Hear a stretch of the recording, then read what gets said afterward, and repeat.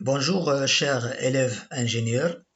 Comme suite des protocoles de routage dynamique, l'objectif de ce cours est l'étude des protocoles IGRP et EIGRP.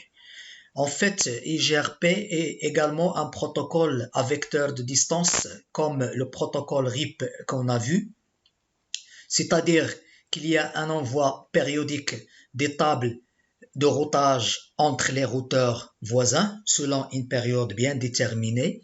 C'est un protocole qui est propriétaire, il est mis au point par Cisco, c'est-à-dire qu'on peut le trouver que sur des plateformes Cisco.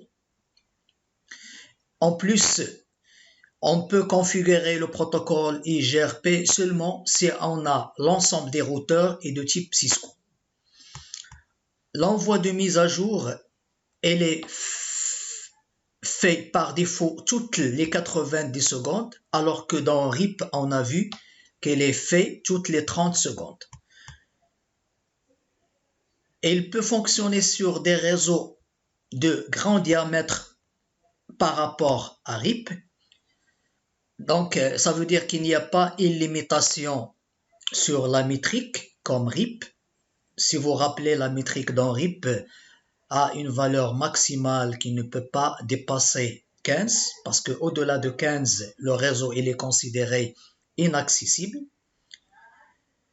La métrique elle est composite, c'est-à-dire il est calculé en fonction de plusieurs paramètres, à savoir la bande passante, le délai, la charge et la fiabilité. On va voir par la suite comment le protocole IGRP calcule la métrique d'un chemin ou d'une route en fonction de ces 4 paramètres.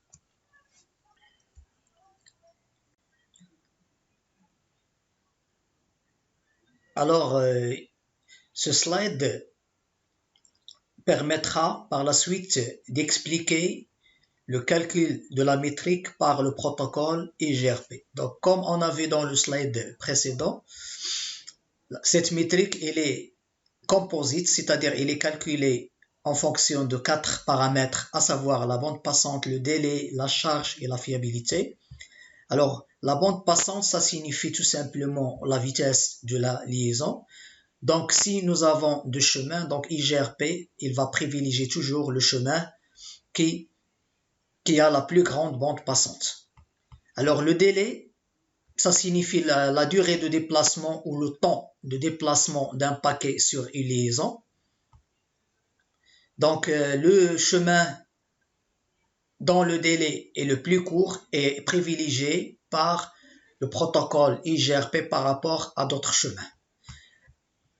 Troisièmement, la charge, ça qui signifie tout simplement le volume d'activité ou la quantité de trafic sur une liaison. Alors, pour Cisco, cette charge elle est mesurée en utilisant un nombre entier compris entre 1 et 255. Ça veut dire 1 signifie une liaison avec une plus faible charge et 255 signifie une liaison avec une charge élevée. Ça veut dire que la charge elle est mesurée par une valeur qui varie entre 1 et 255 en fonction de l'activité sur la liaison ou en fonction de quantité de trafic qui circule sur la liaison. Donc IGRP, bien sûr, il va privilégier toujours le chemin le moins chargé. Et dernièrement, la fiabilité qui mesure le degré d'erreur sur une liaison ou autrement le taux d'erreur. Donc, la même chose, les routeurs Cisco, pour mesurer cette fiabilité, utilisent un nombre entier compris entre 1 et 255 avec une liaison de fiabilité égale à 1, ça veut dire elle est moins fiable, et 255, ça veut dire c'est une liaison, elle est plus ou très fiable. Donc, logiquement, le IGRP, s'il a plusieurs chemins, il va privilégier celui avec le degré de fiabilité le plus élevé. Alors, maintenant, tous ces paramètres-là entrent dans le calcul du coût d'une liaison selon la formule que vous avez devant vous. Donc, il y a des constantes K1 fois la bande passante IGRP. On va voir par la suite comment calculer la bande passante IGRP par rapport à la bande passante de la liaison, plus une constante K2 fois la bande passante IGRP divisée par un facteur 256 moins L. L, ça veut dire la charge, ça vient de load, la charge, plus K3 fois le délai IGRP. La même chose, on va voir la formule qui permet de calculer le délai IGRP d'une liaison, plus K5 divisé par R, ça veut dire la fiabilité, plus une constante K4. Alors, les valeurs par défaut des constantes K1 et K3 sont égales à 1, et K2, K4, K5 égale à 0. Ça veut dire par défaut, vous avez toujours K2 égale à K4 égale à K5 égale à 0 et K1 égale à K3. Donc, qui donne une relation plus simplifiée en remplaçant les constantes par leurs valeurs respectives. On aura finalement le coût de liaison IGRP égale à la bande passante IGRP plus le délai IGRP. Dans l'exemple que vous avez devant vous, nous allons voir comment le protocole IGRP calcule la métrique d'une route. Alors ici, nous avons deux routeurs qui sont liés par une liaison de type série, auxquels sont connectées deux machines via des liaisons Fast Ethernet. Au niveau de la table de routage du premier routeur, il y a une route vers ce réseau Ethernet de destination. Cette route, elle a comme passerelle l'adresse IP de l'interface du deuxième routeur et elle a une valeur de métrique. Alors la question, comment IGRP va calculer la métrique de cette route? Déjà, pour afficher les caractéristiques d'une interface, par exemple ici, interface serial 2.0, il suffit de taper la commande sh interface suivi du nom de l'interface. Elle va donner plusieurs informations telles que la marque ou la référence de l'interface, l'adresse IP configurée sur l'interface, les quatre paramètres qu'on a vus dans le slide précédent, à savoir la bande passante de l'interface ou de la liaison, ici 6544 kilobits par seconde, le délai sur la liaison, il est ici égal à 20 000 microsecondes, la fiabilité de la liaison qui est donnée sur une échelle de 255, donc nous remarquons ici que nous avons une fiabilité de 255 sur 255, ça veut dire qu'elle est maximale. Et enfin, la charge de la liaison. Donc, constatons ici que nous avons deux charges, l'une pour la transmission et l'autre pour la réception. Je rappelle que les liaisons, ils sont des liaisons full duplex, ça veut dire qu'ils fonctionnent à la fois dans l'émission et dans la réception. Alors, ici, nous avons la même chose.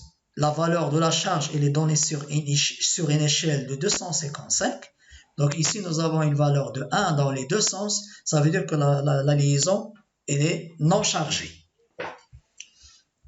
Je rappelle, le coût de liaison IGRP est égal à, par défaut, la bande passante IGRP plus le délai IGRP. Alors, pour le calcul de la bande passante IGRP, il y a une formule qui calcule la bande passante IGRP qui ressemble à SPF, sauf ici qu'au lieu de 10 à la puissance 8, nous avons 10 à la puissance 7 divisé par la bande passante de l'interface ou de la liaison.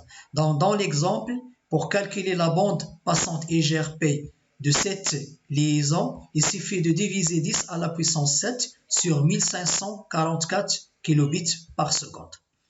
À noter que la bande passante d'une liaison ou de l'interface peut être paramétrable en utilisant la commande bandwidth nouvelle valeur. Mais il faut faire attention parce que la valeur ou la nouvelle valeur que vous voulez attribuer à l'interface, il ne faut pas qu'il dépasse la valeur maximale physique. Parce que c'est une interface matérielle caractérisée par une bande passante maximale. Donc la nouvelle valeur doit être toujours inférieure ou égale à la bande passante physique maximale.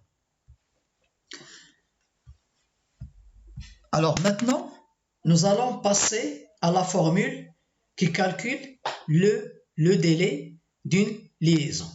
Alors, attention, le délai affiché par une interface, il est toujours multiplié par 10. C'est un multiple de 10. Donc, c'est pourquoi, pour calculer le délai réel, il faut diviser le délai affiché par l'interface divisé par la valeur 10.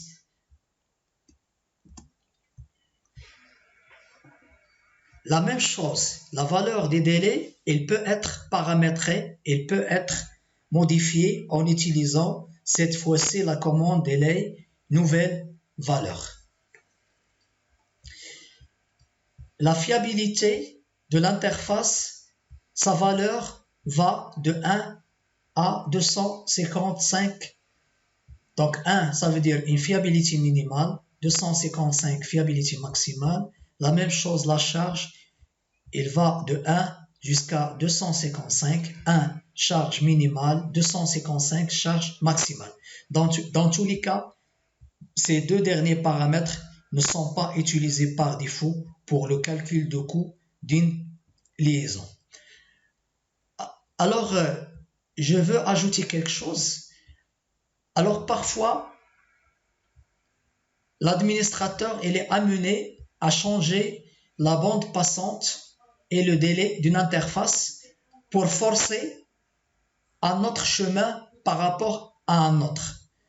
Par exemple, supposons par défaut que nous avons deux chemins vers une même destination, mais toujours un chemin il est privilégié par rapport à un autre. Si on veut inverser les choses, je peux par exemple jouer sur les valeurs de la bande passante et la valeur du délai des différentes liaisons utilisées par les deux chemins, et comme ça, je peux forcer le routeur à suivre un autre chemin par rapport à un autre. C'est la raison pour laquelle Cisco nous a donné la possibilité de modifier la valeur de la bande passante et la valeur du délai des interfaces. Ça permet à un administrateur, comme j'ai dit, de forcer un chemin par rapport à un autre. Maintenant, la chose la plus importante est la suivante. La métrique IGRP de la route allant du routeur 0 vers le réseau des laptops 1 est donnée par la formule suivante. Alors là, il s'agit de la métrique de la route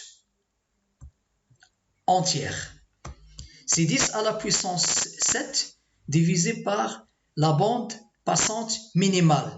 Alors, comme vous constatez ici, cette route ou ce chemin passe par deux liaisons différentes.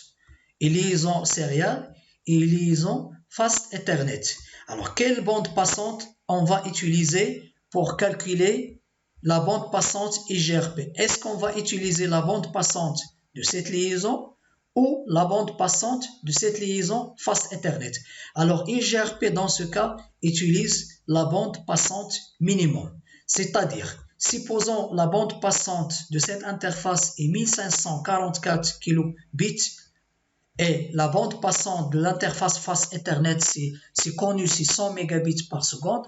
Donc, IGRP pour le calcul, il va utiliser la bande passante minimale, ça veut dire il va utiliser celle de cette interface qui est minimale. Plus la somme des délais sur les deux liaisons divisé par 10. Pourquoi divisé par 10? Parce qu'on a dit que le délai il est par défaut multiplié déjà par 10. Donc, il faut diviser dans le calcul par 10.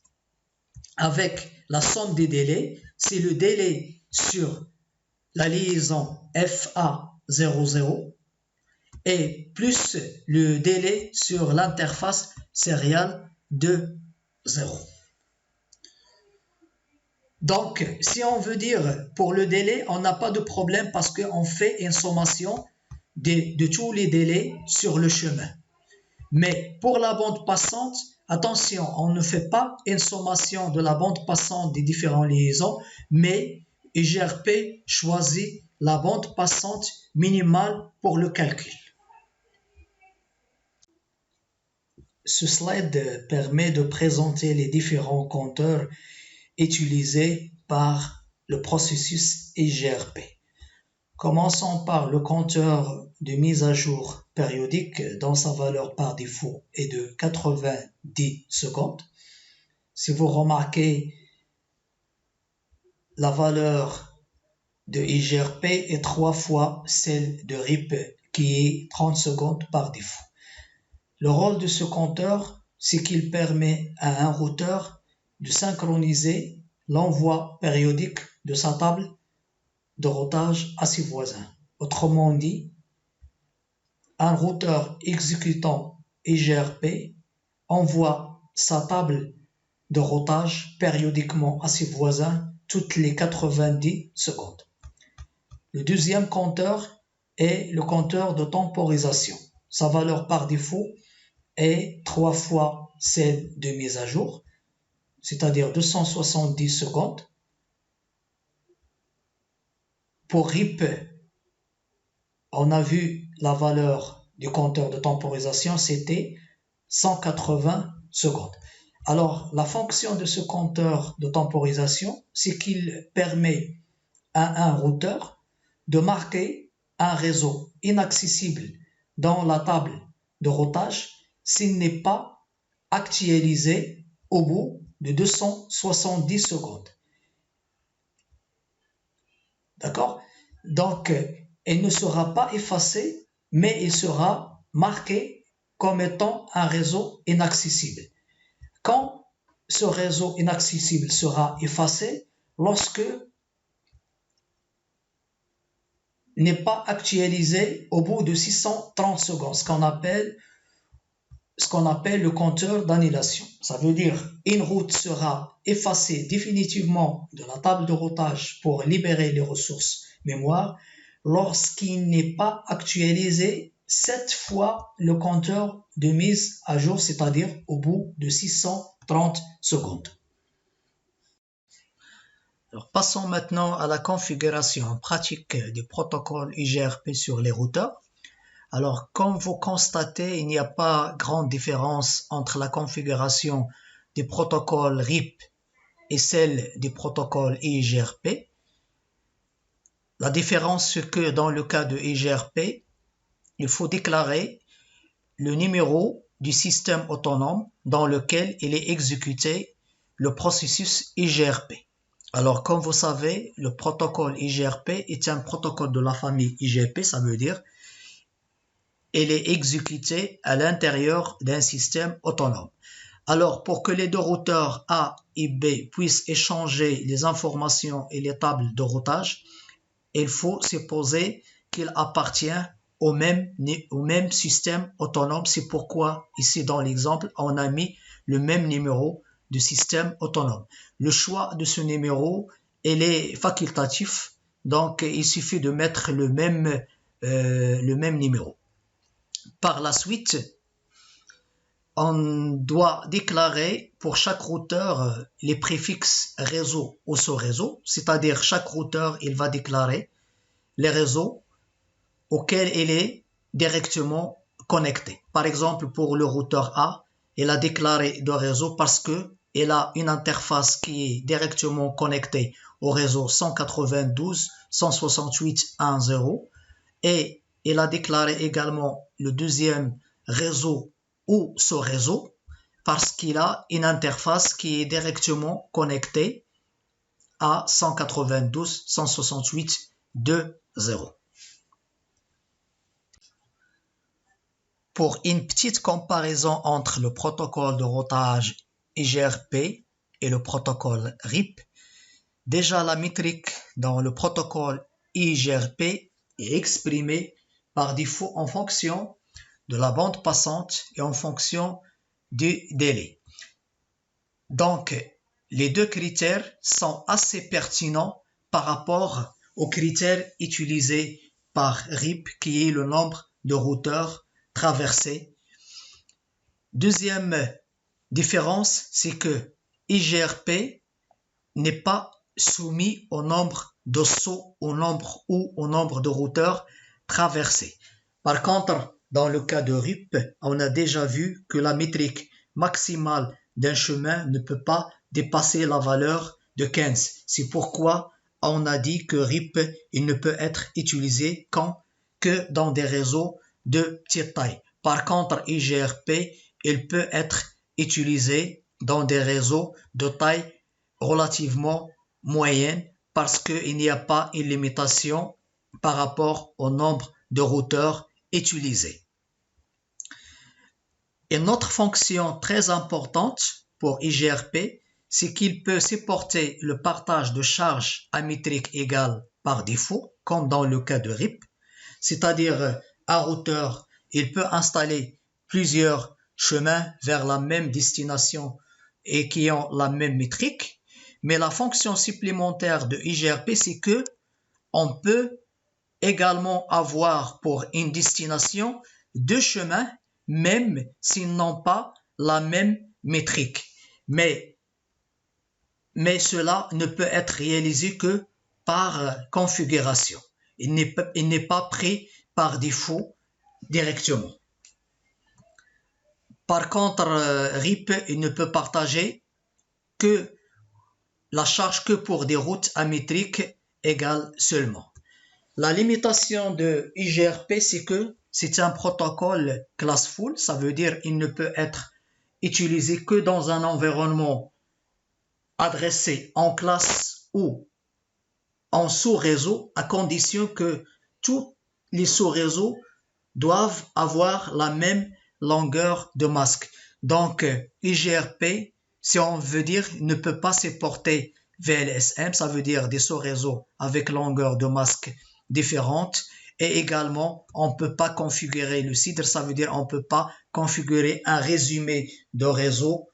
Donc, c'est pourquoi, par la suite, on va voir l'évolution de IGRP qui va corriger ces deux limitations. C'est le protocole EIGRP.